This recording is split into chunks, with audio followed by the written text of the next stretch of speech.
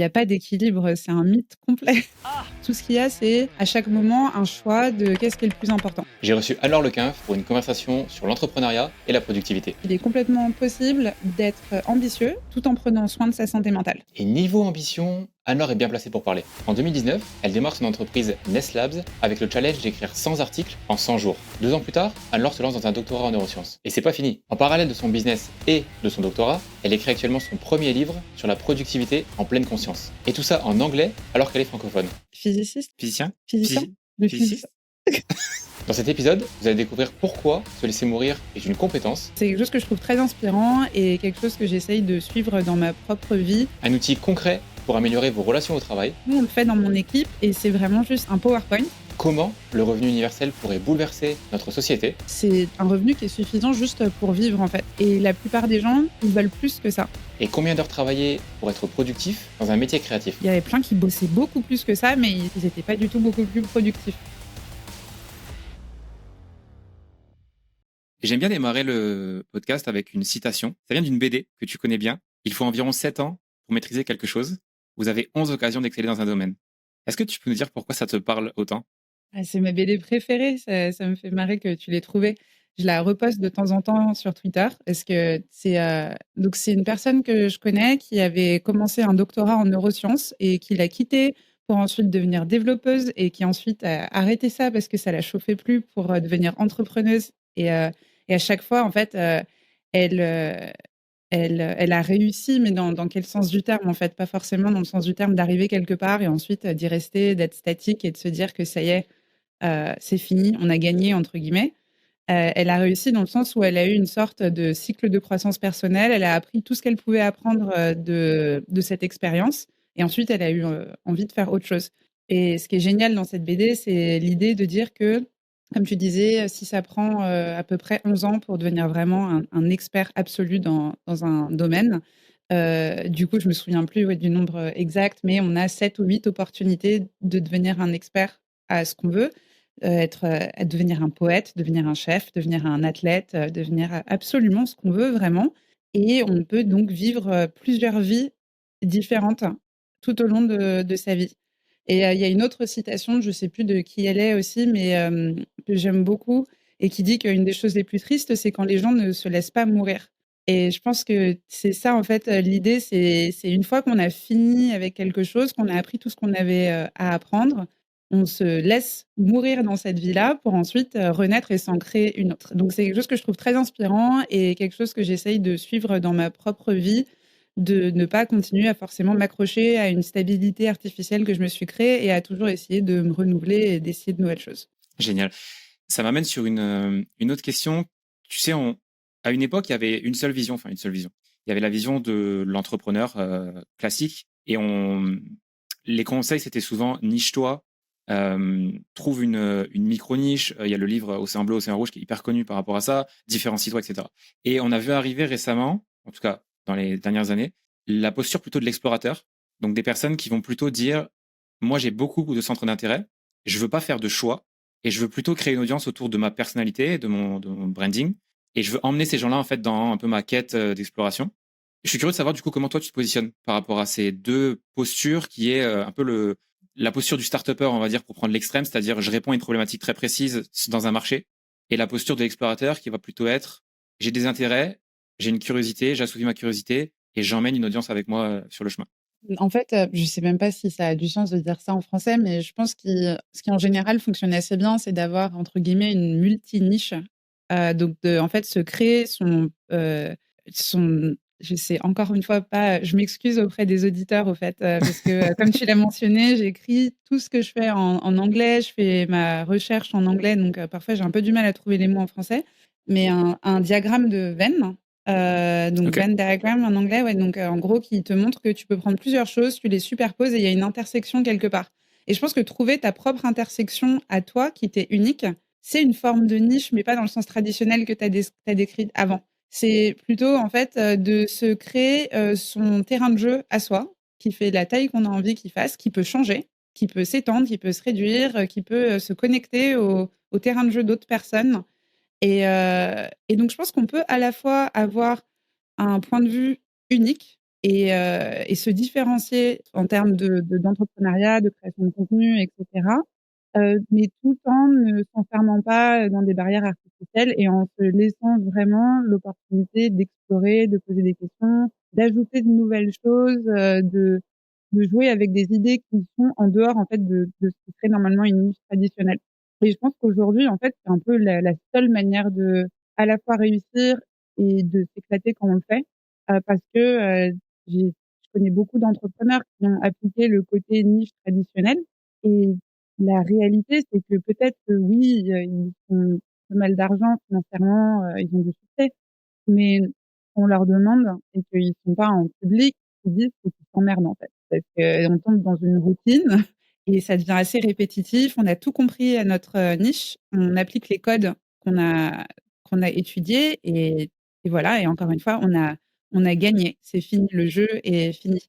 Il y a un livre d'ailleurs qui s'appelle, Finite and Infinite Games, donc les jeux Oui, finis et infinis et donc je pense que le côté niche traditionnel, c'est vraiment le point de vue Finite Games. Alors que le côté explorateur, c'est le côté Infinite Games de dire: «Bah, voilà, on va continuer à explorer, il y aura toujours à apprendre» et pour revenir à cette BD qu'on a mentionnée, au début, il y a toujours de nouvelles vies à construire. certains auditeurs savent que j'aime beaucoup Alex Hormozy et il parle justement des jeux finis, des jeux infinis en disant que c'est très difficile de battre quelqu'un qui est dans un jeu infini en fait, quelqu'un qui veut pas arrêter de jouer parce qu'il prend tellement de plaisir à jouer qu'il s'arrête jamais en fait et donc il est capable de bosser. C'est pas forcément la notion clé, mais de bosser 10 heures par jour sur un truc parce que ça le fait kiffer en fait. C'est comme disait Naval aussi, c'est pas vraiment du travail. Donc je vois très bien de quoi tu veux parler. Comment tu vois toi l'équilibre entre ton boulot, parce que je l'ai précisé, mais je vais le repréciser pour que les auditeurs prennent bien la mesure de la chose. Tu es en doctorat Ouais. et tu as un gros business. Comment tu trouves l'équilibre entre ces deux choses-là? Plus, il y a quand même une vie sociale derrière. J'imagine que tu as des amis, enfin, tu as une famille, etc. Comment tu équilibres un peu tout ça?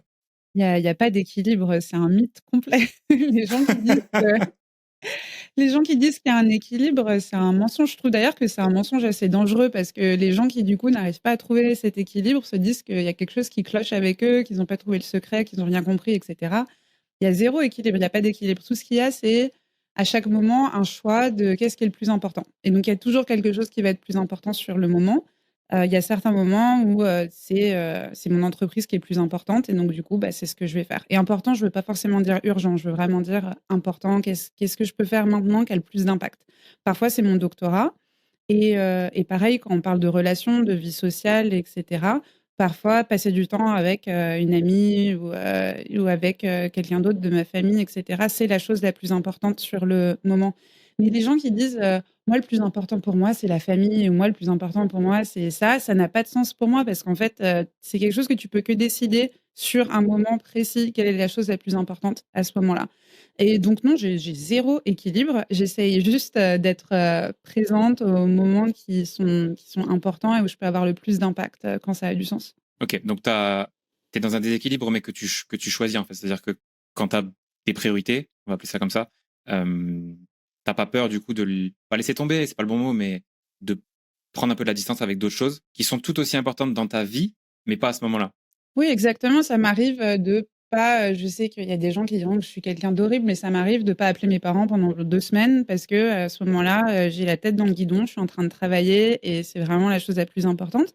Et là, je reviens de 2 semaines au Vietnam où j'ai pas touché mon ordinateur et j'étais avec mes parents à faire un road trip parce que c'était les 70 ans de mon père et c'était important d'être là à ce moment-là.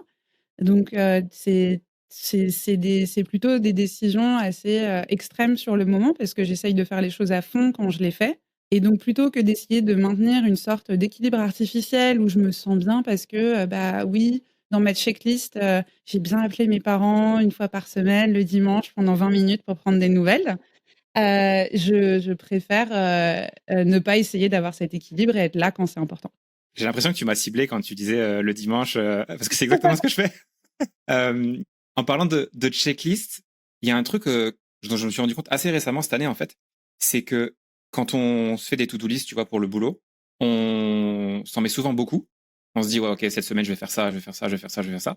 Et, euh, et en fait souvent j'arrivais au fin de semaine, je me disais j'ai pas assez bossé, j'ai pas fini ma to-do list donc j'ai pas assez bossé. C'était un peu ça ma conclusion.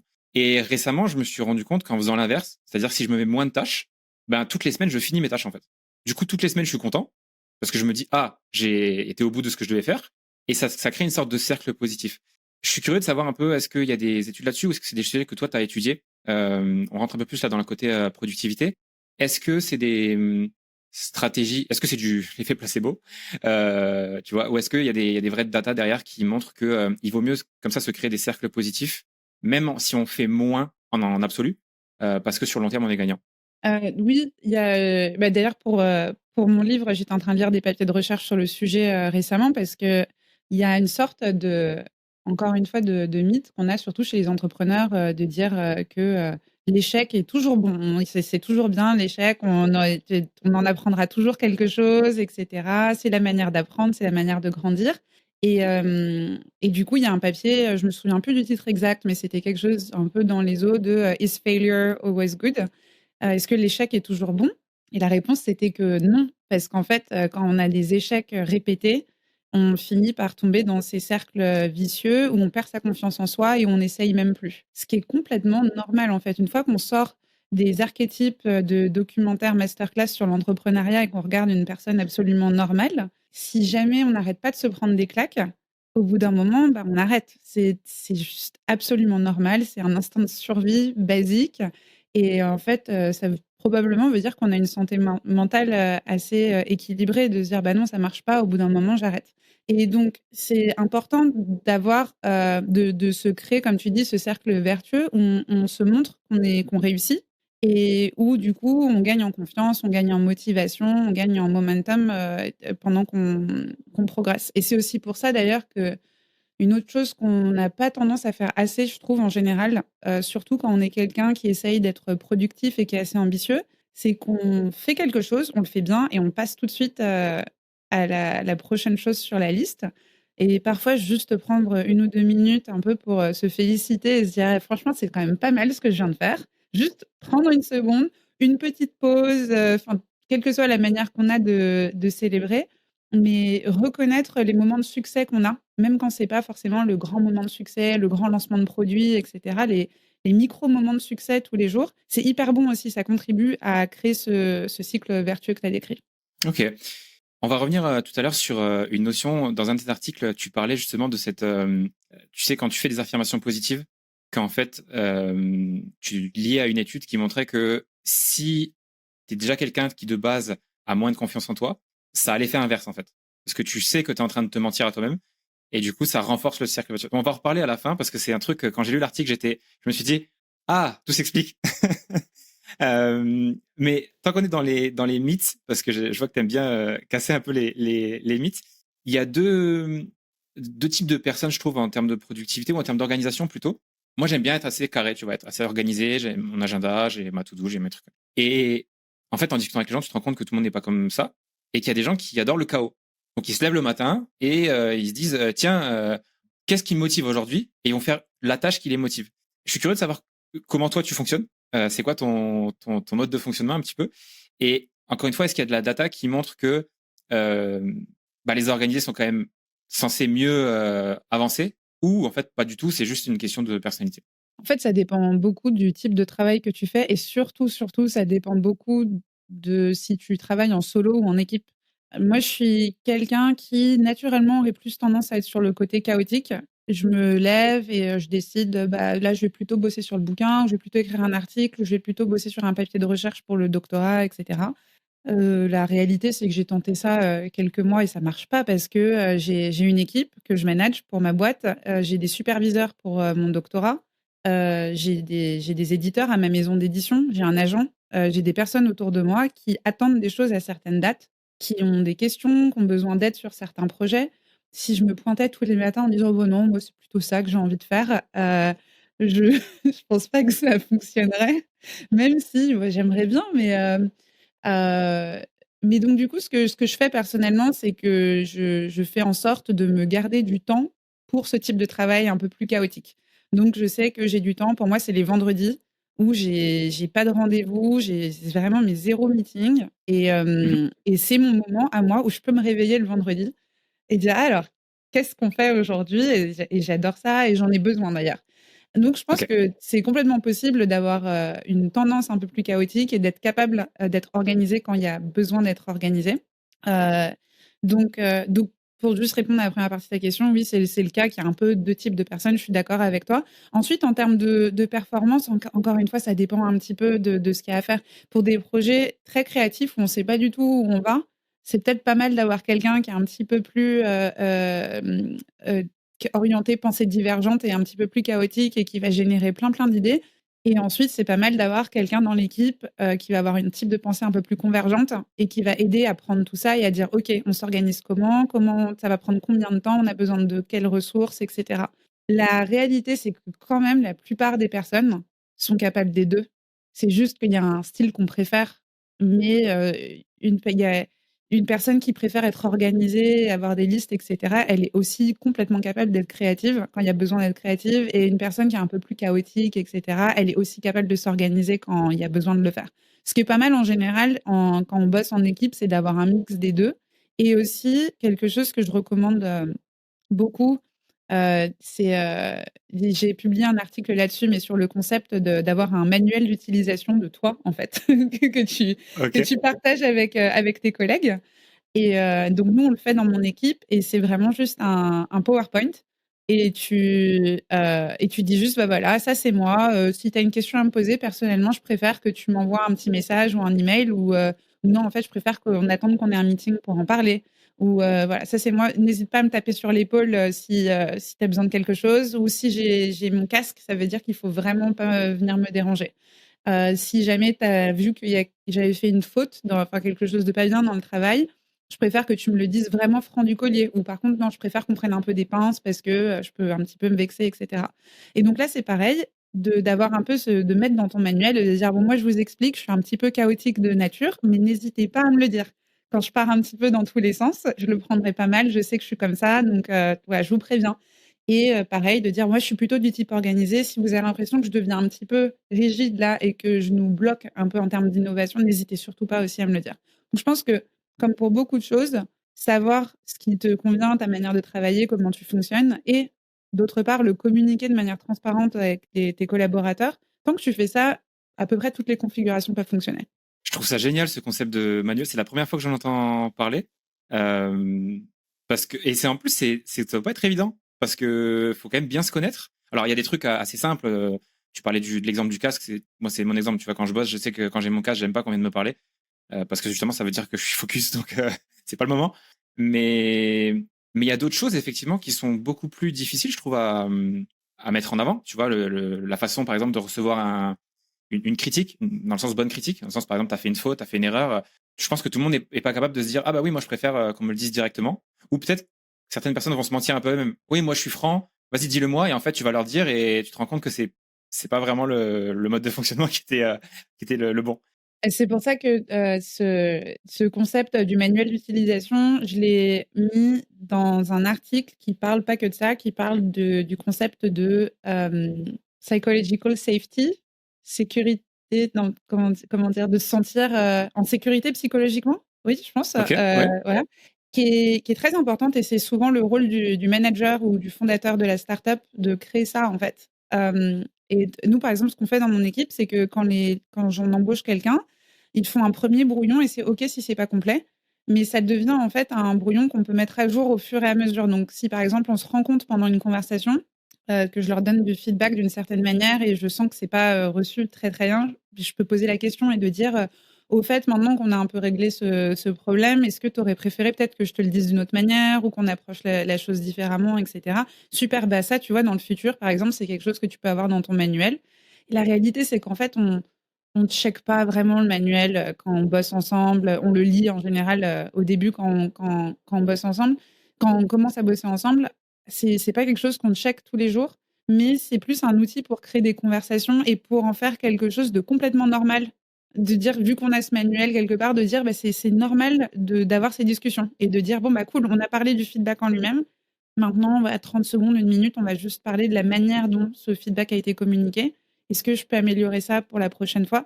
Je pense que c'est aussi le rôle, des personnes qui sont en position de leadership, de faire en sorte que tout le monde se sente à l'aise de se poser ces questions et parfois la réponse, c'est de dire, Bah, en fait, tu sais quoi? Je sais pas trop, je suis pas trop sûre de comment j'ai ressenti ça. Je vais y réfléchir et puis on verra. Là, pour l'instant, je sais pas trop et c'est OK. Ça permet de décomplexifier pardon, les discussions justement qui sont un peu des fois difficiles parce que parler de soi, on aime tous parler de nous-mêmes, mais pas forcément sur tous les sujets, et notamment ces sujets-là qui sont assez sensibles. Est-ce que tu peux définir ou préciser, c'est pas une définition académique, mais pensée divergente, pensée convergente pour les auditeurs? Oui, donc pensée, divergente, c'est, quand on est sur un podcast, c'est de l'audio. J'allais utiliser mes mains pour t'expliquer, c'est pas très pratique. Donc pensée divergente, c'est quand on génère, beaucoup d'idées sans aucun jugement. Donc c'est un peu, la chose la plus similaire que je pourrais te donner, c'est le concept un peu du brainstorming où on dit, voilà, on a plein, plein, plein, plein d'idées et heu et donc du coup, on l'appelle divergente parce que, on essaye de trouver le plus d'idées possibles qui sont le plus différentes, les unes des autres possibles. Donc on étend, c'est pour ça que j'avais eu le réflexe d'utiliser mes mains, mais on étend le territoire d'exploration et donc on part, voilà, ça s'écarte en fait, en gros, donc le côté divergent et ensuite convergent, c'est quand ça se referme, on fait converger les idées et là on regarde qu'est-ce qu'elles ont en commun? Est-ce qu'il y a des thèmes, est-ce qu'il y a des motifs qui se répètent? Et est-ce qu'on peut trouver, une idée parmi toutes celles-là qui va être celle qui capture tous les besoins qu'on avait quand on s'est posé cette, question? Et les gens ont des types de pensées qui sont parfois plus divergents ou convergents. Donc, il y a des gens qui vont être beaucoup plus à l'aise dans la partie, «Et si on faisait ci? Et si on faisait ça? Oh vas-y, on tente ci, on tente ça». Et il y en a d'autres qui vont être beaucoup plus à l'aise dans la deuxième partie où c'est: «Bon, OK, cool, on a plein d'idées. Maintenant, c'est le moment de décider, c'est le moment d'en choisir une et c'est le moment d'exécuter».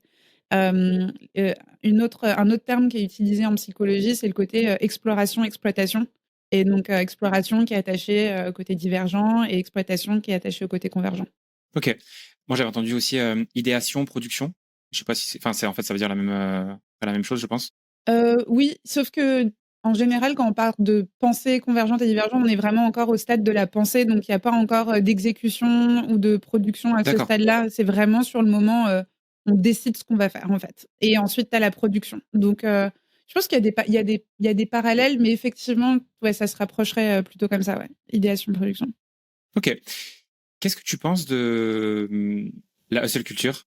Je pense que la hustle culture a été extrêmement toxique pendant des années. Il y a il y a eu, à l'époque, il y a eu beaucoup d'articles qui ont été publiés sur l'épidémie de burn-out, qu'il y a eu, non seulement chez les fondateurs. Les fondateurs étaient les personnes apparemment, il y avait une enquête, à l'époque qui avait été faite, mais qui avait le plus haut taux de problèmes de santé mentale, Ok. parmi les gens qui sont, comment on appelle, white collars quoi, enfin donc pas les travailleurs manuels, Oui. ouais. Donc L'école blanc.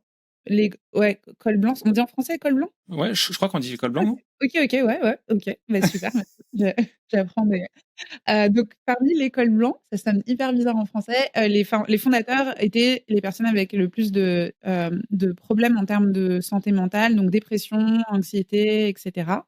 Hem et heu et le problème qu'on avait en plus, c'est qu'on pouvait pas en parler parce qu'en tant que fondateur, tu es censé être un leader, savoir où tu vas, tu es censé avoir, confiance et donner confiance à tes collaborateurs. Donc tu peux pas dire que en fait, tu as des doutes, tu te sens pas bien, tu as pas envie de te lever le matin, tu arrives pas à dormir le soir et cetera. Ça se disait absolument pas.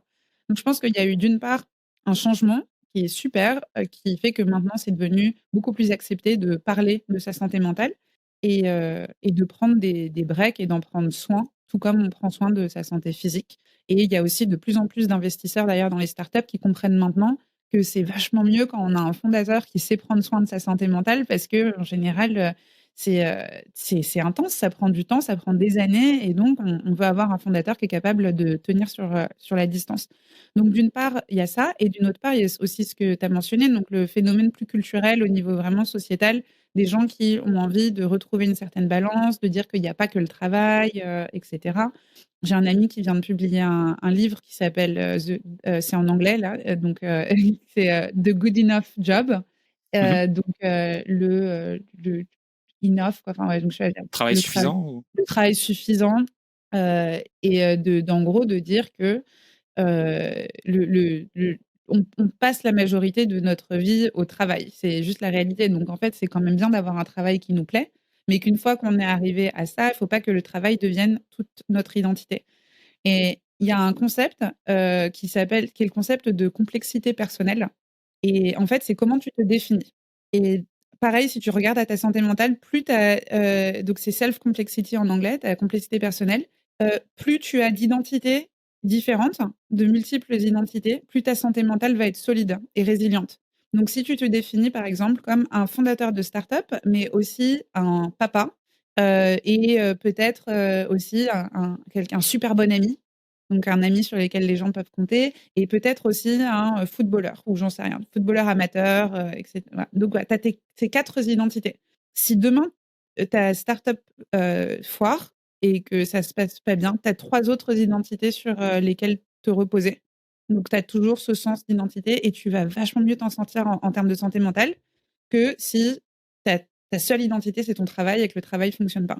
Et donc, c'est en fait une très bonne chose qui est en train de se passer, de dire qu'en fait, bah, oui, c'est une identité, mais ça devrait être une identité parmi d'autres identités.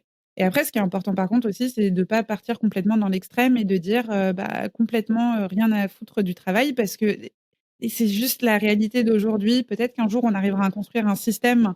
Je suis très pour le revenu universel personnellement, donc je dirais peut-être qu'un jour on arrivera à construire un système où on n'est pas obligé de juste, travailler pour pouvoir payer son loyer. Mais aujourd'hui, en tout cas, la plupart des gens quand même, vont passer au moins 35 heures par semaine au travail et c'est une énorme partie de leur journée et donc idéalement quand même, c'est bien de trouver un boulot qu'on aime bien, même si c'est pas, la passion de ta vie, un boulot quand même que tu aimes bien et quand tu te réveilles le matin, tu as envie d'y aller et le soir, bah, tu es content, tu finis de travailler et puis tu as d'autres choses, tu as d'autres identités et cetera. Donc un petit peu comme tout, c'est une question d'extrême. La hustle culture est un extrême, le côté aussi, déconnexion complète du travail, aujourd'hui, est un extrême. Le travail, quand il est défini d'une manière enrichissante, que c'est quelque chose qu'on aime faire, où il y a un aspect créatif, où il y a un aspect de connexion et de collaboration avec d'autres personnes, le travail contribue au bonheur, quand il est fait de cette manière-là. Ça m'intéresse ton point de vue du coup sur le revenu universel. C'est une petite digression, mais tu penses que ce serait une façon de laisser plus de temps aux gens du coup de poursuivre des projets qui leur plaisent vraiment? Oui, absolument et pour moi, ça permettrait de faire en sorte que, les gens n'aient pas à travailler pour, faire des choses, qui épuisent toute leur énergie pendant la journée et ensuite ils ont plus d'énergie derrière, et c'est une vie qui est dure, en fait. C'est une vie très, très dure pour, beaucoup de personnes. Je pense aussi, qu'on aurait une société qui fonctionne, vachement mieux si jamais toutes les personnes, qui, avaient envie d'explorer certains types de métiers qui sont intéressants et bons pour la société, mais qui sont pas forcément, liés à, tout de suite, à un revenu, immédiat. Je pense que ça donnerait une société qui fonctionne beaucoup mieux et où les gens seront beaucoup plus heureux et il y a plein de gens qui disent: «Oh bah, oui, mais si on fait ça, les gens travailleront pas». Mais encore une fois, travailler enco dans le sens pas dans le sens de gagner sa vie. Travailler est pour, la plupart des gens qui ont réussi à trouver quelque chose qui leur plaît est un plaisir. C'est pas du travail, en fait. Mais malheureusement, il y a très peu de personnes qui ont l'opportunité de faire un travail qui leur plaît. Donc pour moi, le revenu universel, ce serait juste une manière de faire en sorte que plus de personnes puissent travailler sur des projets qui leur plaisent. Comme par exemple des projets artistiques, des choses comme ça, qui peuvent apporter à la société, mais en France, c'est assez compliqué de vivre de l'art. Donc, Oui, par exemple, ouais. C'est marrant parce que j'ai eu la discussion avec Jean-Charles Kurdali et il me parlait justement, tu vois, lui, de sa vision. Lui, il voyait ça comme étant de toute façon une partie de l'avenir et pas forcément dans le bon sens. Il m'expliquait qu'il pensait que les inégalités allaient se creuser de plus en plus avec l'avenir, notamment avec l'IA, etc. Ce sera peut-être même pas l'IA, comme il disait, mais ce sera peut-être autre chose. Et qu'en fait, peut-être que ce sera même les entreprises qui seront contentes de donner un revenu universel aux gens parce que ce sera une forme de contrôle, en fait, où eux, ils auront une grande partie des ressources et du contrôle avec les technologies, avec la main-d'œuvre, etc. Et où, en fait, comme les gens seront un peu assommés par le fait que, bon, ils ont un revenu universel, donc ça leur permet de vivre et ils n'ont pas besoin d'aller chercher cet argent-là, bah, ils ont toujours un peu le contrôle sur eux. Donc, c'est intéressant d'avoir une opinion différente. Tu vois, je l'avais jamais vu sous cet angle, de laisser plus, du coup, de place à la créativité et à l'envie, à la passion des gens. je pense qu'une chose qu'il faut se rappeler quand on parle du revenu universel, c'est que, c'est un revenu qui est suffisant juste pour vivre, en fait et la plupart des gens ils veulent plus que ça. Et donc, je pense que de toute manière, il restera de l'ambition. Les entreprises, pareil, hein, il faut bien qu'elles vendent quelque chose, sinon elles vendent quoi? S'il y a personne si tout le monde n'a que le revenu universel, Apple s'en sortira pas super bien, je pense, avec les produits qu'ils vendent. La plupart des marques de mode de luxe, etc., s'en sortiront pas super. Toutes les marques de voyage, de tourisme s'en sortiront pas super si les gens se contentent juste du revenu universel. Donc moi, je pense que ça changera pas forcément grand-chose dans les dynamiques dans le futur. Il y aura toujours, c'est déjà le cas, il y a des gens qui sont contents avec un revenu absolument minimum aujourd'hui, qui se contentent de ça et qui n'ont pas besoin de plus. Il y a aussi beaucoup d'autres gens, c'est pas suffisant, et ils veulent voyager, ils veulent peut-être s'exprimer d'une manière ou d'une autre, que ce soit au travers de la mode ou au travers d'expériences culturelles, etc., qui coûtent de l'argent. Et donc tout ça, ça serait au-dessus du revenu universel. Donc moi, je pense que ça changerait absolument pas grand-chose en termes de dynamique générale si on reste dans une société capitaliste. Par contre, vraiment, ce que ça changera, c'est que pour cette partie de la population qui existe, qui aujourd'hui aimerait peut-être faire un podcast ou qui aimerait essayer même de commencer une start-up ou peut-être faire le type de recherche scientifique qui reçoit pas forcément des fonds aujourd'hui, etc., et qui aujourd'hui ne peuvent pas parce que en fait, elles sont bloquées dans un travail alimentaire. Ces personnes-là seraient libérées, en fait. Moi, c'est vraiment comme ça que je le vois. C'est super intéressant parce que je te dis, c'est une vision différente et ça apporte un point de vue. Et c'est exactement pour ça que le podcast existe. C'est pour avoir des points de vue qui sont complètement des fois opposés, ou pas forcément opposés, mais des visions différentes, simplement. Et ça permet aux auditeurs de créer après leur propre avis et d'avoir de la nuance en fait dans ce qu'ils disent plutôt que ah bah c'est comme ça ou ah bah c'est blanc ou c'est noir. On retourne un petit peu sur la productivité. On a parlé du coup de la hustle culture. Je suis curieux de savoir s'il y a des données sur l'épuisement un petit peu, justement, tu vois, dans une journée, de savoir, par exemple, parce qu'il me semble que j'ai vu passer un de tes articles dans lequel tu parlais un peu du soft spot qui était 4 heures, à peu près 4 heures de travail sur des tâches créatives. Est-ce que c'est uniquement propre aux tâches créatives? Est-ce qu'il y a d'autres travaux qui ont été faits sur une journée de travail classique? En fait, est-ce qu'on voit au fur et à mesure de la journée que les gens, même s'ils font un boulot, par exemple, en usine où tu vois, ils doivent, je sais pas, monter une pièce, bah, la productivité baisse avec la journée ou avec la semaine. Voilà, je suis assez curieux de savoir s'il y a ça dans les études. Oui, donc il y a des études. C'est pas mon domaine de spécialité. L'étude en particulier que j'ai sur Nestlab sur les 4 heures, elle a été faite vraiment sur des tâches créatives. C'était des chercheurs scientifiques, et en gros, ce qu'ils ont regardé, c'est les heures de travail des personnes et leur taux de productivité scientifique, donc en termes de papier de recherche publié. Donc, ce Ok. que j'aime beaucoup dans ce papier, c'est que c'est très clean en fait, comme manière de faire. Il y a vraiment pas de doute. On regarde juste sur un gros échantillon de chercheurs, combien de temps ils travaillent et à quel point ils sont productifs slash créatifs, parce que c'est de la recherche scientifique, donc c'est pas juste un travail de copier-coller des choses, etc. Il faut vraiment réfléchir à des questions, etc. Et 4 heures, c'était vraiment ce sweet spot. Après ça, il y avait plein qui bossaient beaucoup plus que ça, mais en fait, ils n'étaient pas du tout beaucoup plus productifs. Et avant ça, ils publiaient moins de papier. Donc, peut-être qu'ils auraient bénéficié de travailler un tout petit peu plus. Et ce qui est vachement utile dans ça, c'est que quand ça peut aider, encore on est tous différents, c'est des moyennes hein, dans les papiers comme ça. Donc, il ne faut pas se dire, ah bah non, c'est 4 heures pour moi. Mais ce qui est intéressant, c'est que ça quand même montre qu'on a un sweet spot quelque part en termes de travail. Et donc, ce qui peut être intéressant, c'est un petit peu d'expérimenter avec soi-même et de voir à quel point on est productif en fonction du temps de travail qu'on a. Aujourd'hui, il y a plein d'outils qu'on peut installer qui nous montrent combien de temps on a travaillé, sur quoi, etc. Et donc, on peut aussi regarder à la fin de la journée. Bien sûr, c'est beaucoup plus facile pour certains types de travail. Si on est écrivain, si on est codeur, etc., on a quand même quelque chose d'un peu plus tangible à étudier pour savoir quelle a été notre productivité. Mais en général, on peut quand même regarder ça de manière un peu plus proactive et se dire, bon, alors, OK, en général, j'ai combien d'heures? C'est quoi mon nombre d'heures? Et ensuite de se dire, du coup, je les divise comment, ces heures? Et donc, par exemple, personnellement, je sais qu'il y a une sorte d'adage, les Anglais, ils disent, «Eat the frog first». Donc, tu te réveilles et tu tu manges la grenouille en premier, et de dire, tu te réveilles, tu commences par la tâche sur ta liste qui te dégoûte le plus, tu as vraiment pas envie de le faire, et comme ça, tu es débarrassé, tu peux faire le reste après. Moi, ça fonctionne absolument pas pour moi.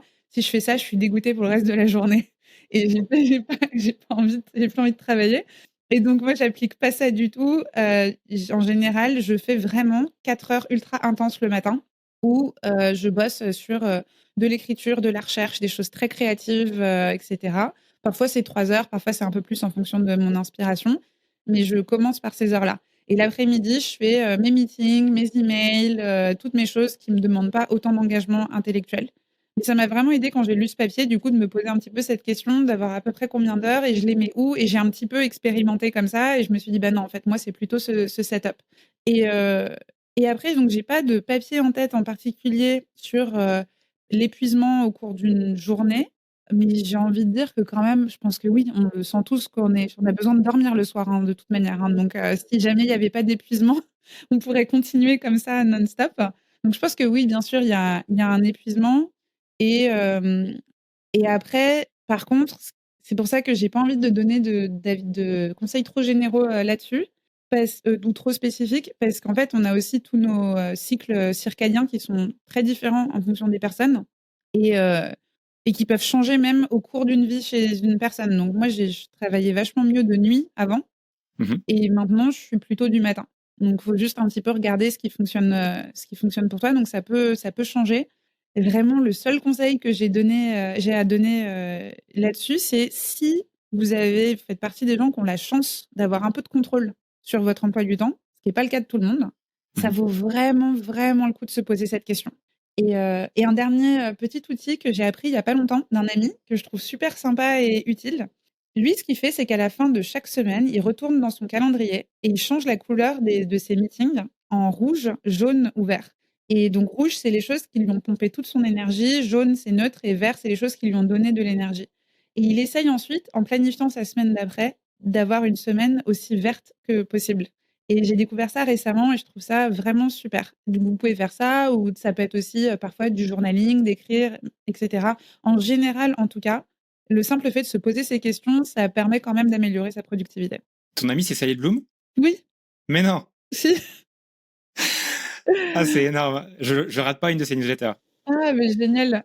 Et donc, ouais, j'ai vu passer sa newsletter sur le Energy Calendar et j'avais trouvé ça très, très smart. Est-ce que tu as fait quelque chose de particulier pour passer de night owl à morning person ou ça s'est fait un peu naturellement? J'ai arrêté de boire. Dit comme ça fait bizarre. Non, mais oui, mais j'ai pas fait arrêter de boire pour ça, mais ça a clairement été ça s'est passé à peu près au même moment. Donc je pense vraiment que c'est ça et je pense qu'en fait, avant quand je buvais, j'allais souvent, je vais toujours maintenant boire des verres avec, des amis, sauf que, bah, je bois des choses, sans alcool maintenant Mmh. et avant, le fait de boire de l'alcool en parlant avec des amis que j'adore, qui sont hyper intéressants, je rentrais chez moi et je réouvrais mon ordi et je me disais: «Ah, il faut que j'écrive ça.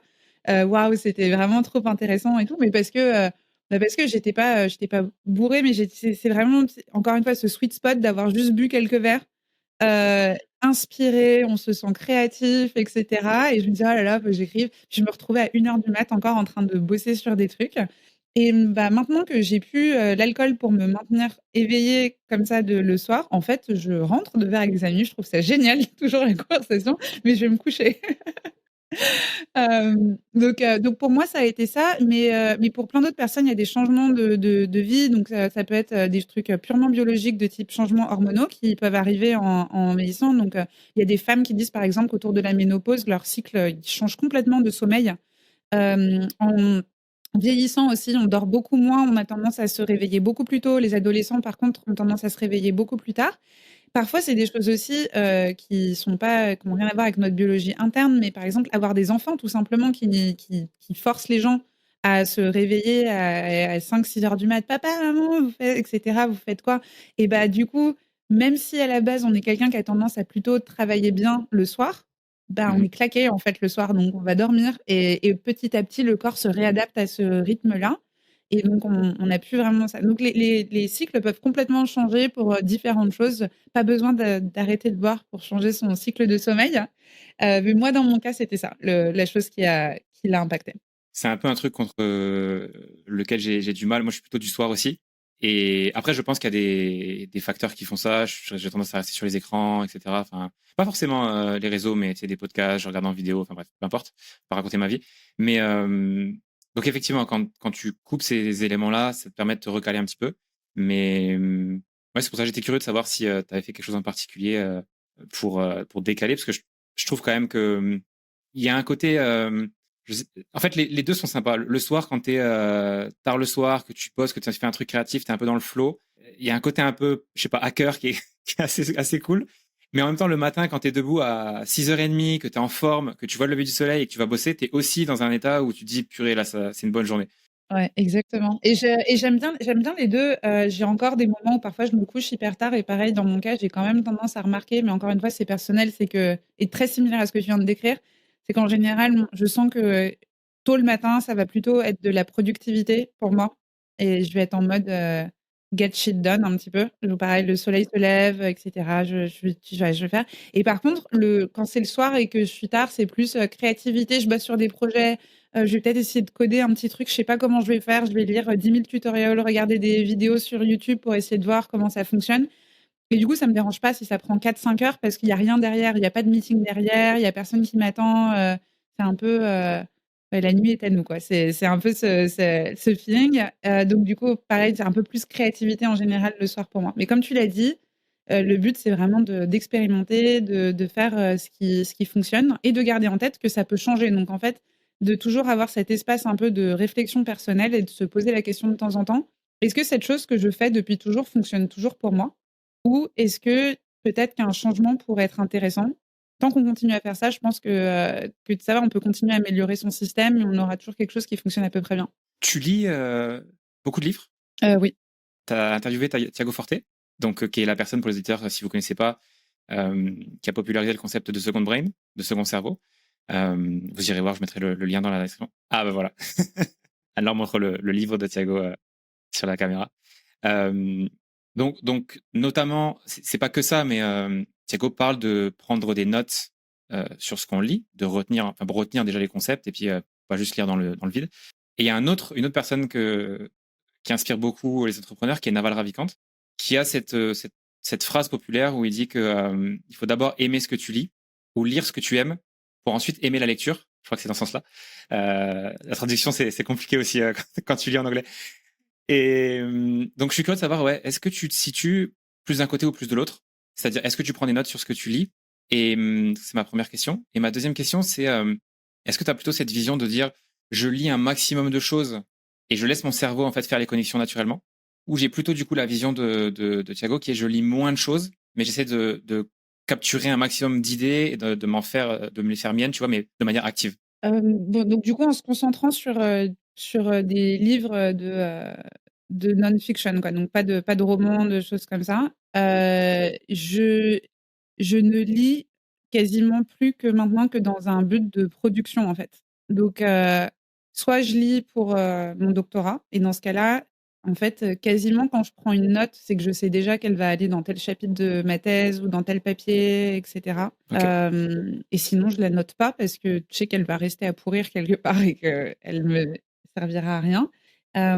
Pour mon livre que je suis en train d'écrire, c'est pareil. En général, quand je lis quelque chose et que j'ai envie de prendre une note, c'est que je me dis: «Oh là là, ça serait super pour le chapitre 3 ou ça serait super, pour, ce paragraphe que j'arrivais pas à terminer, bah, c'est super, c'est ça l'idée» et cetera. Donc pareil, je note et ça va vraiment dans mes notes, ça va dans la partie du bouquin correspondante. Heu et pareil pour ma newsletter et mon blog, en général, quand je prends une note, c'est que je me dis: «Ah, je vais écrire un article là-dessus à un moment donné parce que je trouve ça hyper intéressant» et en fait, je pense qu'à partir du moment où on se crée un projet créatif, Mhm.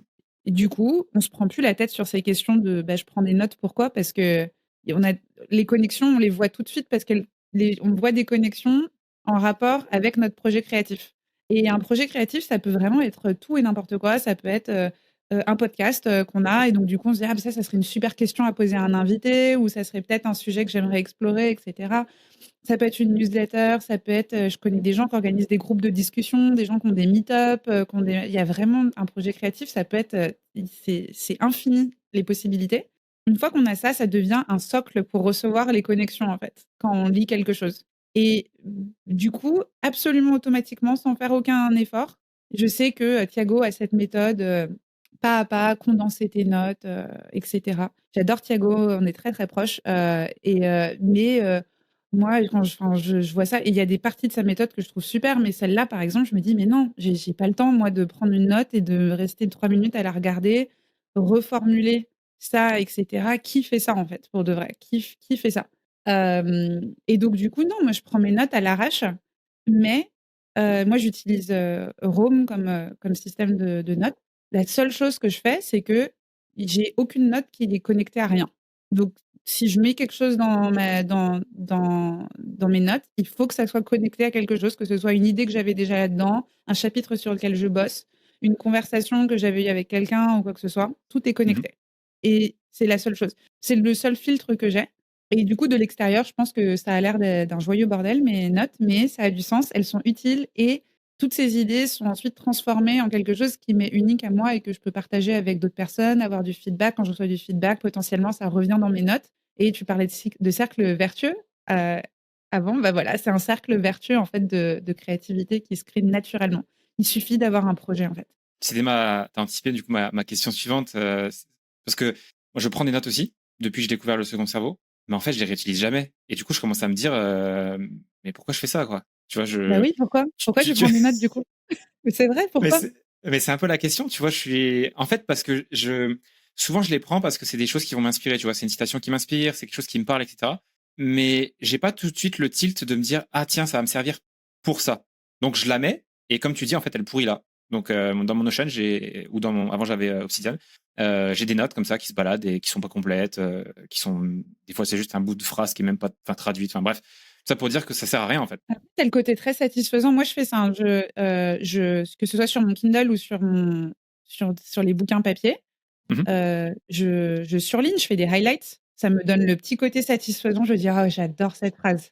Hop, c'est fait, c'est surligné. Je ne la relirai jamais de ma vie cette phrase, je le sais, mais tu vois, c'est feel good quoi de faire ça. Je surligne, je highlight. Ça va pas dans mes notes par contre, parce Ok. que ça n'a pas de lien avec, quoi que ce soit et parfois c'est sympa, il y a peu de livres que je relis, mais quand je relis un livre et que je retombe sur, des highlights que j'avais fait, avant, c'est super sympa de regarder et de pas se souvenir du tout de pourquoi j'avais trouvé cette phrase intéressante sur le sur le moment, mais de me dire: «Waouh, c'est génial, j'ai changé, je sais pas, la chose qui a connecté à l'époque ne connecte plus», mais du coup, c'est toujours un plaisir.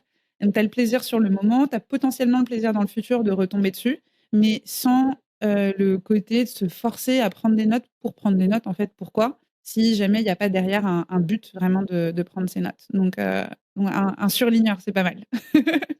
Inversement, d'ailleurs, c'est drôle parce que quand tu relis des fois des livres, les trucs que tu avais surlignés, tu sais plus pourquoi tu les avais surlignés. Par contre, il y a d'autres passages que tu n'avais pas surlignés, tu te dis, mais ça c'est génial, Oui, pourquoi je l'ai pas surligné? oui, complètement. Tu écris beaucoup d'articles pour. C'est quoi ton rythme de publication sur Nestlabs? Ouf, là, très peu en ce moment, j'en ai publié un, aujourd'hui, mais beaucoup moins qu'avant. J'ai commencé avec 5 articles par semaine, Ok. au tout début et c'est comme ça que ma newsletter a grossi très vite parce qu'il y avait plein de gens qui suivaient un peu l'aventure aussi. De se dire, j'avais fait un challenge de 100 articles en 100 jours. Donc du coup, il y avait ouais, il y avait vraiment plein de gens qui m'ont suivi à ce moment-là pour ça et ensuite je suis passée à 3 articles par semaine, puis 2 articles par semaine, puis un article par semaine et donc là, je suis à un article, par semaine. Heu et puis et maintenant j'écris en ce moment, j'écris plus du tout pareil qu'avant. Là, aujourd'hui, j'ai vraiment écrit un article original, mais maintenant, de temps en temps, sur plusieurs newsletters, je reprends des anciens articles que j'ai écrits il y a 3 ans et je les édite et je les réécris et je les republie en mieux, parce que je trouve que c'est super utile pour mes lecteurs. Souvent, ils n'ont pas vu enfin, il y a plein de lecteurs aujourd'hui, quand j'avais publié un article, quand j'avais 3 000 abonnés, aujourd'hui, j'en ai 70 000 qui n'ont pas lu donc ces anciens articles et puis même pour moi, c'est hyper intéressant de revisiter ces idées, de remettre à jour avec des liens vers des nouveaux papiers de recherche qui ont été publiés entre-temps et cetera et du coup, ça me prend, 1 heure au lieu de me prendre 3 heures, et donc avec tous les projets que j'ai en ce moment, c'est un petit peu plus gérable de faire ça, de mettre à jour des anciens articles. Ok, oui, c'est très smart. Comme tu disais tout à l'heure, avec ta priorité, c'est pas ça pour l'instant, donc il faut bien trouver des systèmes pour s'éloigner un petit peu de ça. Comment on crée 100 articles en 100 jours? C'était quoi ton. Je suis très curieux. C'était quoi ton process pour déjà trouver les idées? Parce qu'il faut trouver 100 idées d'articles, puis après, il faut les dérouler, les idées. Alors pour les idées, pareil que quand je te disais, une fois que tu as un projet, les idées sont partout. Vraiment, c'est ça. Une fois que j'avais décidé de faire ça, j'avais une note sur, mon téléphone et je pense que j'étais insupportable avec mes amis. À chaque on parlait, on allait boire une bière et je disais: «Attends, attends, attends, 2 secondes, je vais noter ce que tu viens de dire». Et j'étais un peu obsédée quoi pendant ces 100 jours, à chaque fois que j'entendais, sur un podcast, parfois je regardais une série, je un magazine, pareil, ouais, comme je disais, conversation avec des amis et cetera. Je notais, je prenais des notes tout le temps. J'avais plein d'idées, ça a vraiment pas été le problème parce qu'une fois que tu es en chasse, tu en vois partout en fait. Mmh. Tu les vois dans des bouquins, tu les vois et cetera. Donc j'avais cette liste, donc ça c'était pas le problème. Ensuite, tous les jours, je commençais par ça. Je m'asseyais, je me faisais, une tasse de café et c'est parti. Et en gros, la raison pour laquelle je pense que j'ai réussi à tenir, c'est que je m'étais mise aucune contrainte sur la longueur des articles. Le but d'un article, c'était de communiquer une idée. Mmh. Et j'ai des articles que j'ai publiés à ce moment-là qui faisaient 300 mots. 300 mots, c'est rien du tout. C'est vraiment très, très court à écrire, mais l'idée, elle était là. Il y avait rien d'autre à ajouter et c'était utile et ça fait partie parfois de mes articles les plus populaires. Donc, en particulier, je me souviens parce que j'étais allée vérifier, un moment pour me dire: «C'est quoi du coup mon article le plus court?» J'ai un article qui s'appelle, The Generation Effect et qui explique qu'en créant ta propre version de quelque chose que tu étudies, donc par exemple en réécrivant ta propre version ou en publiant ton propre article sur le sujet ou en faisant un podcast dessus, quel que soit ton mode de création, donc en générant, c'est pour ça que ça s'appelle The Generation Effect, en générant ta propre version de quelque chose, tu vas à la fois mieux le comprendre, mais aussi mieux t'en souvenir. Donc c'est un super moyen d'étudier en fait, qui est un petit peu plus fun que d'essayer de faire du par cœur. Et cet article, il fait à peu près 300 mots, même un peu moins de 300 mots, je crois, mais c'est parce qu'une fois qu'on a expliqué l'idée, mais que je vais pas faire, enfin, du baratinage de SEO à rajouter 2000 mots juste, pour remplir le truc. C'était expliqué en 300 mots et c'est un de mes articles les plus populaires parce que les gens trouvent le concept super utile et il y a pas besoin d'en dire plus. Donc en gros, c'est comme ça que j'ai fait les 100 articles en 100 jours. C'est qu'il y a des articles où je me suis vraiment mais perdue pendant des heures. J'ai passé 8 heures sur certains articles, mais parce que j'étais à fond. Je suis tombée dans un trou de Wikipédia, et cetera. Ça m'a pris toute la journée. Je lève la tête, il fait nuit. Hem et c'était génial et il y en a d'autres où, voilà 300 mots, ultra rapide, voici l'idée et j'essayais pas forcément d'écrire sur des sujets qui étaient complètement originaux ou personne n'avait écrit dessus. J'essayais d'écrire sur des sujets qui étaient nouveaux pour moi. Donc en fait, l'article était un moyen pour moi d'étudier une question tous les jours. Donc c'était super intéressant. J'écrivais que sur des sujets où j'y connaissais rien avant de commencer à écrire l'article et à la fin de l'article, je savais donc du coup, ce qu'il y avait sur ce sujet.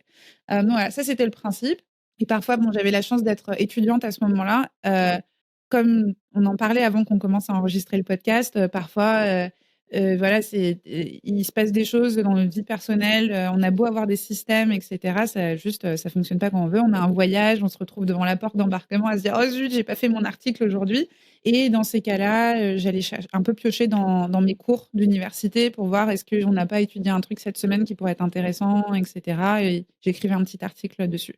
Donc voilà, 100 articles en 100 jours et c'est comme ça, en fait, au final, que j'ai commencé ma newsletter, mon business actuel, tout ce que je fais aujourd'hui est parti de ce petit challenge à l'époque. Donc tu tiens pas compte du SEO, c'est marrant ça, pour quelqu'un qui est basé sur l'écriture? Non, j'ai juste un petit plugin qui me check, que j'ai pas fait de choses absolument horribles, dedans, donc qui me marque en rouge, si on me dit vraiment: «Ça, faut absolument pas faire». Mais sinon, non, j'écris tout à côté dans Google Docs, je fais mon truc, je le copy paste et ensuite, ouais, en général, en 2 clics, je corrige deux trois trucs, que ça me dit surtout ne pas faire ça, ne pas mettre un lien sur le même mot externe, sur le même mot que tu essayes de rank, pour ça, enfin ce genre de choses et puis je publie.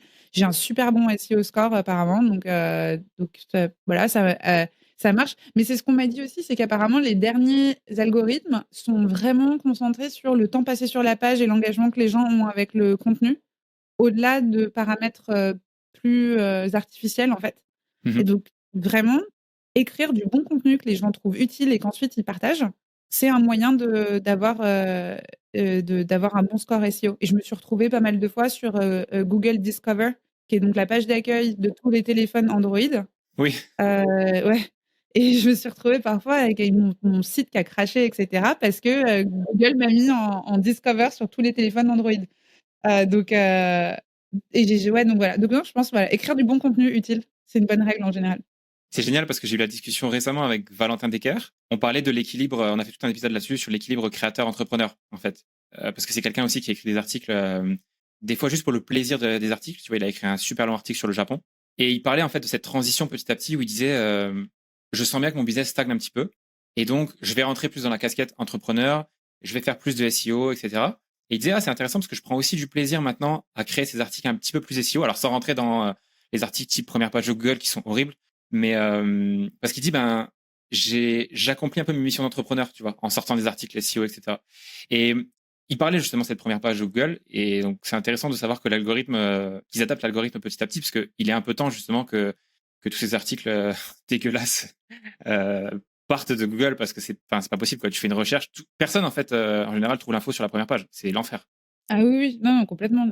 Toutes ces pages-là, elles sont pas là pour apporter des réponses à la question, elles sont là pour vendre un truc. Donc non, je suis d'accord. Et pour ce que tu disais, donc avec Valentin Descartes, moi je trouve ça super aussi. Je trouve qu'il y a vraiment rien de mal à être passionné d'essayer d'optimiser son SEO, etc. Ça peut être hyper intéressant.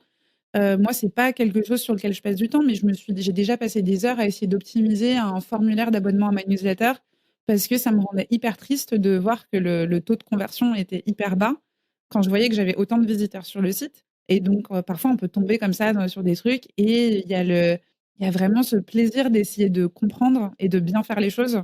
Et je pense que ce plaisir, on peut le diriger vers à peu près n'importe quelle tâche. Et je pense qu'on va de toute façon vers cette ère, je sais pas si c'est une ère, mais en tout cas cette période où de plus en plus ça va être favorisé d'être un créateur et d'avoir des idées originales et de se réapproprier des concepts et de faire des connexions. Bah parce que notamment avec l'IA, donc je sais pas si tous les éditeurs sont au courant, mais il y a une énorme vague autour de l'intelligence artificielle en ce moment.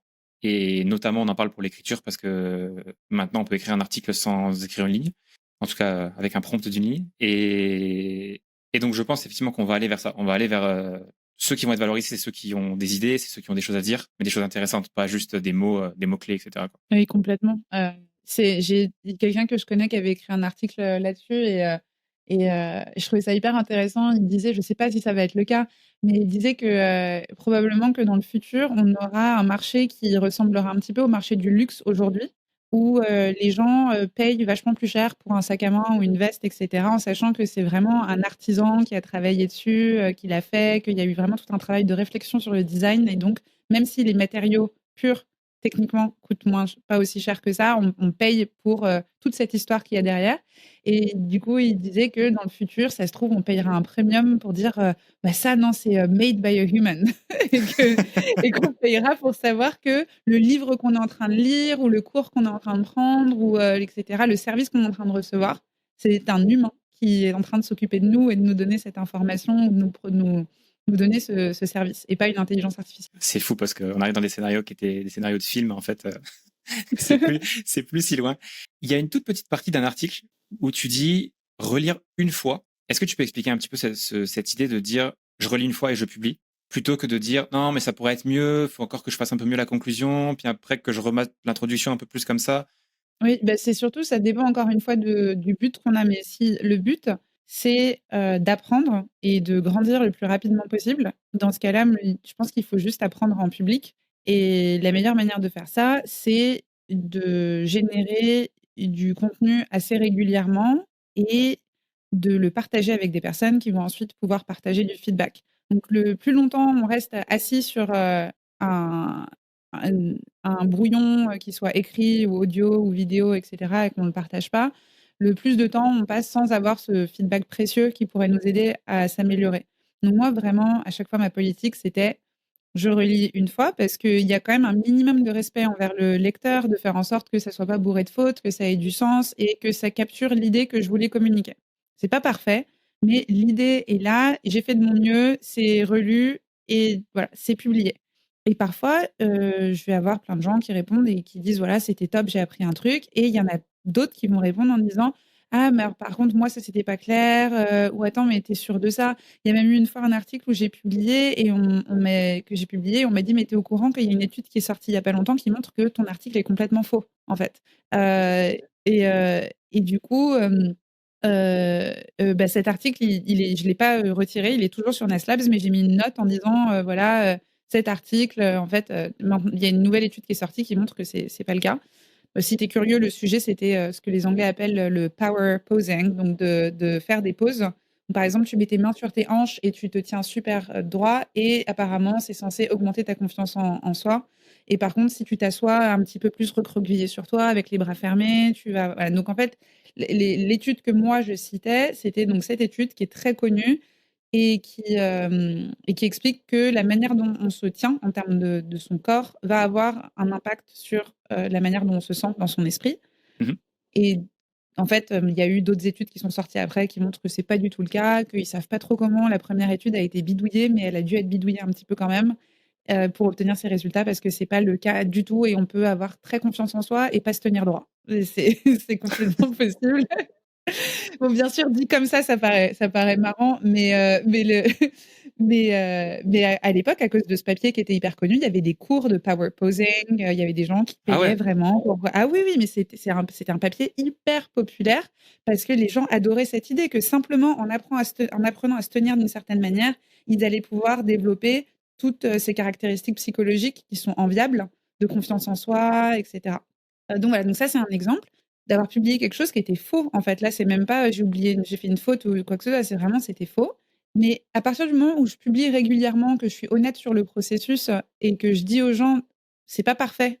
Je l'ai toujours dit, je suis étudiante. Donc en fait, je suis juste en train d'étudier ces sujets. Je le fais en public avec vous. Il y a personne qui m'en a jamais voulu d'avoir publié quelque chose qui était pas forcément correct ou qui aurait pu un petit peu mieux formuler. Et moi, j'ai énormément bénéficié de faire les choses comme ça parce que j'ai appris vachement plus vite. C'est drôle parce que ça rejoint une conversation que j'ai eue il y a pas longtemps, je crois qu'hier ou avant-hier, avec une amie qui a un podcast aussi. Je lui disais c'est intéressant parce que je me suis rendu compte d'un truc avec le podcast. La contrainte de faire un podcast, enfin la contrainte, j'ai mis la contrainte entre guillemets, d'ailleurs j'en ai fait un post LinkedIn.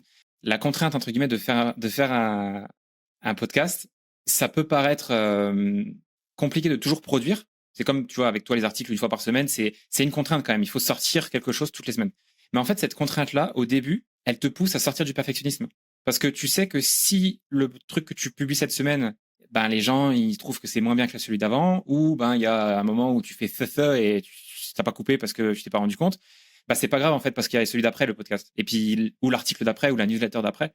Et je trouve que c'est un excellent moyen et ça revient à une théorie que j'ai un petit peu, je sais pas si c'était un article là-dessus, mais ça m'intéresserait sur le fait de casser les croyances limitantes par l'action plutôt que par la pensée.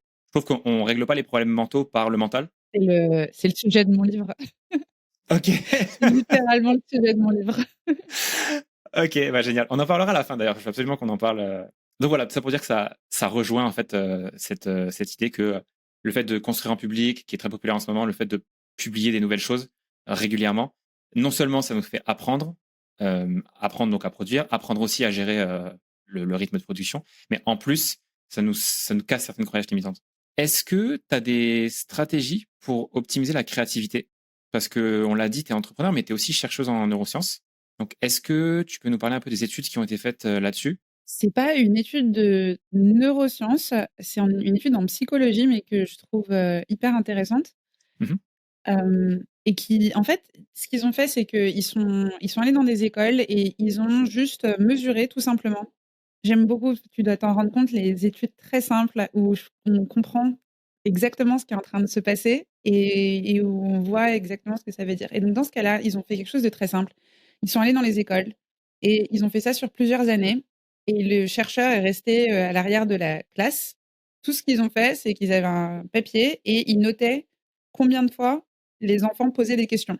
OK. Donc «Why this?» «Pourquoi ça? Pourquoi ci?» «Et ça? Et pourquoi la machin elle fait ci?» et cetera et cetera. Et tu comptes tout simplement. Et je crois que c'était plus de 100 questions par enfant quand ils étaient petits, vers l'âge de 6 ans par jour. Par jour? Ouais, ouais, ouais. Oui, c'était énorme, un truc énorme, et mais ça va vite quoi, si tu en poses plusieurs par heure, que tu arrêtes pas quoi que tu ça et ça c'est quoi? Et donc ouais, donc vraiment énormément de questions. Je me souviens plus ensuite des nombres exacts, mais c'était ensuite, un truc mais un nombre ridicule.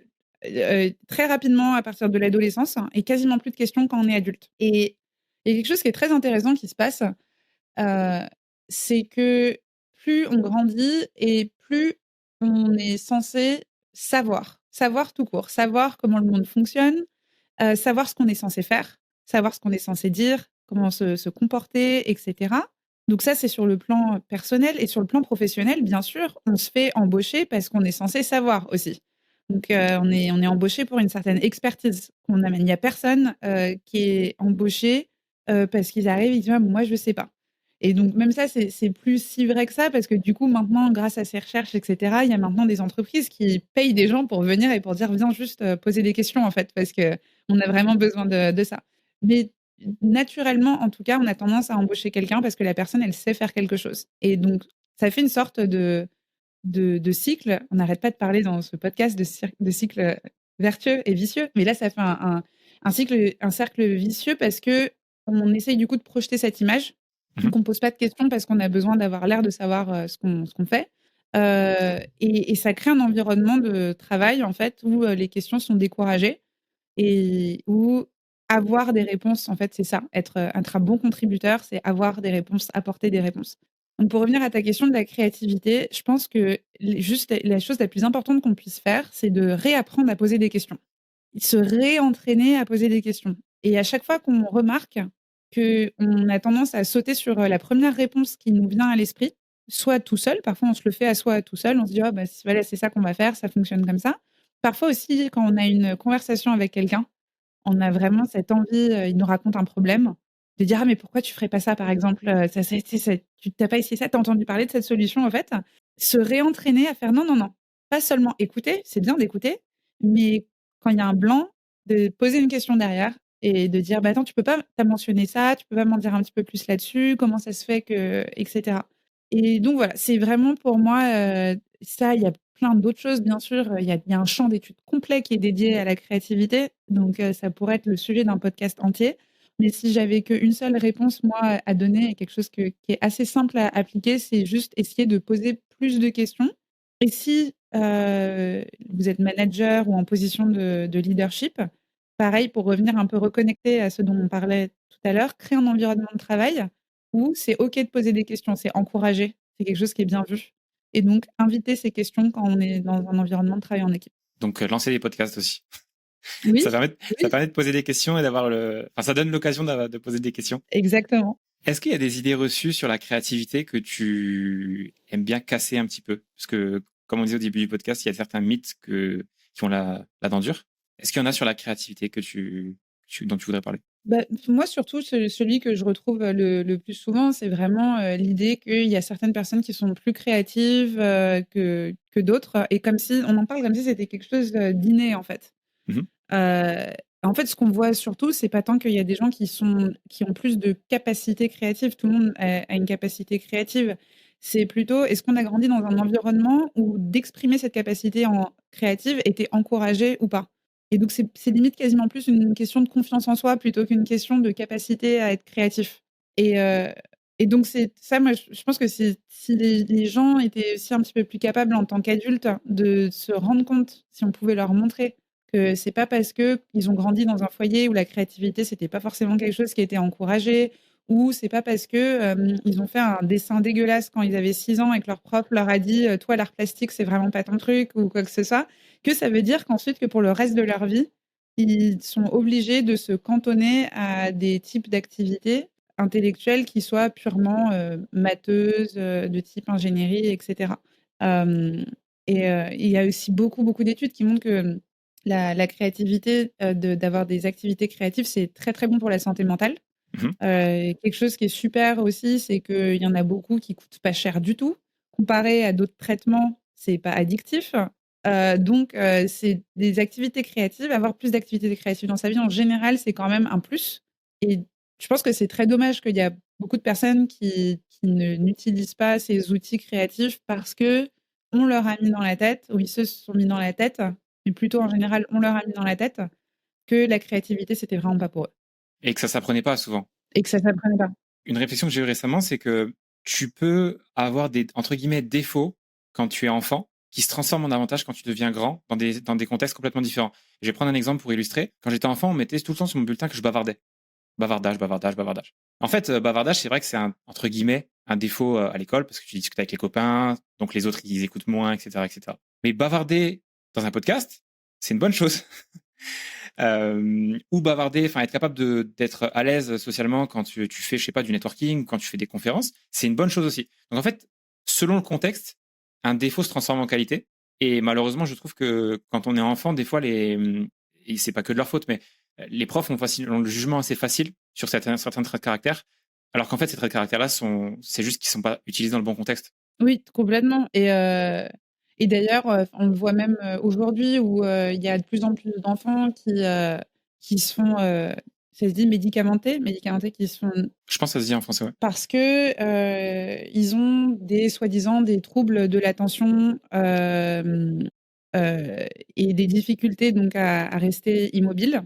ADHD en anglais, je ne sais pas comment ça se traduit en français, ce qui fait partie de mon sujet de recherche pour mon doctorat et qui est vraiment, qui est une vraie différence qu'on a au niveau neurodéveloppemental donc c'est une vraie différence qu'on a. Mais il y a beaucoup de gens qui se font diagnostiquer, parce qu'en fait, aujourd'hui, on a créé un environnement où on demande à des enfants de rester pendant 2 heures de suite assis, sans parler, à regarder dans la même direction et de surtout ne pas poser de questions, ne pas, regarder à droite à gauche, et cetera et où du coup, on a des enfants qui, dans un autre environnement, en fait, seraient, considérés comme curieux, comme engagés, comme exploreurs, et cetera, qui sont, oui, comme on dit voilà, on dit bavardage, ils n'arrêtent pas de bouger et cetera, au point même où ils ont vraiment un vrai problème aux États-Unis.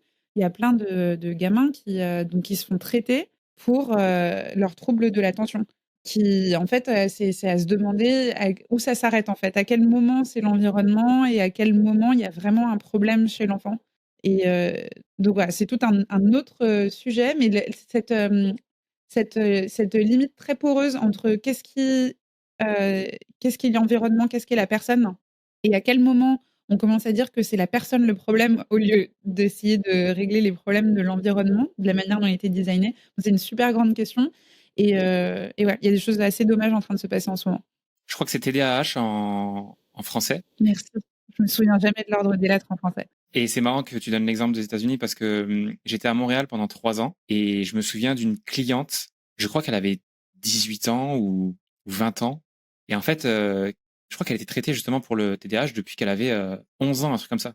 Quand elle avait 20 ans, ça faisait quasiment 10 ans qu'elle était sous médoc pour un truc où en fait, ben, je peux pas juger après de sa vie, mais à la salle, elle avait pas l'air complètement distraite tout le temps, etc. Enfin, donc ouais, c'est assez ouf que ça devienne un fléau comme ça, enfin qu'on médicamente aussi facilement, sans tenir compte du contexte, comme tu dis, ou peut-être des besoins d'un enfant qui sont autres, peut-être que de rester 2 heures sur une chaise par cours, multiplié par le nombre de cours qu'ils ont dans la journée, quoi. Exactement et encore une fois, ça veut pas dire que le TDAH n'existe pas, mais le fait que maintenant on en soit à des taux de diagnostic de 15 ou quelque chose comme ça sur des enfants, très, très jeunes. On leur donne de la Ritaline, enfin c'est voilà, c'est assez choquant, et on va voir comment ça évolue. Mais c'est hyper intéressant, c'est tout le concept de la recherche que je fais, qui est en neurodiversité, mais c'est vraiment l'idée de dire, est-ce qu'il y a d'autres manières d'approcher le problème que les médicaments, en fait? Est-ce qu'on peut pas travailler sur l'environnement pour l'adapter aux gens, plutôt que d'essayer de forcer les gens dans un moule qui n'est pas naturel pour eux? Tu peux préciser du coup neurodiversité? En fait, le concept de neurodiversité, c'est, d'étudier donc c'est donc, à la base, ça vient d'un mouvement social, mais donc nous, maintenant, en recherche, c'est l'idée, de considérer les différences en termes, de développement de cerveau comme, naturelles. De dire qu'il y a des variations, en fait, naturelles, Mmh. qui sont toutes utiles à la société, qu'on va avoir donc des personnes qui réfléchissent différemment, qui voient le monde différemment, qui évoluent dans le monde, de manière différente et que, le concept, de handicap, en fait, ne vient pas de la personne, il vient de la manière dont la société est faite aujourd'hui. La société crée un handicap où il y en a pas particulièrement chez la personne. Donc, si je peux te donner un exemple, du côté handicap physique, par exemple, Mmh. Heu, donc quand on pourrait dire: «Bah, quelqu'un est handicapé, ils sont en fauteuil roulant». Mais en fait, en réalité, enfin, des escaliers, il y en avait pas à la base ici et donc cette personne n'avait pas forcément besoin d'avoir ensuite, un monte-charge et cetera, pour pouvoir, naviguer là. Bah, là, c'est pareil, en fait. Moi, en particulier, j'étudie l'apprentissage en ligne Et on se Mmh. rend compte que du coup, il y a beaucoup de personnes qui ont des difficultés en apprentissage en ligne parce que leur cerveau est fait de manière différente. Donc moi, ma recherche, c'est de dire, bah, en fait, au lieu de leur donner des médicaments pour qu'ils arrivent à se concentrer et à écouter un cours de 2 heures sur Zoom, bah, peut-être qu'en fait, c'est le cours qui est mal fait et qu'il y a peut-être des manières de changer les designs et les technologies qu'on utilise pour que tout le monde puisse profiter de ces expériences d'apprentissage sans avoir besoin de prendre de médicaments. Tu vas te faire des amis chez les profs.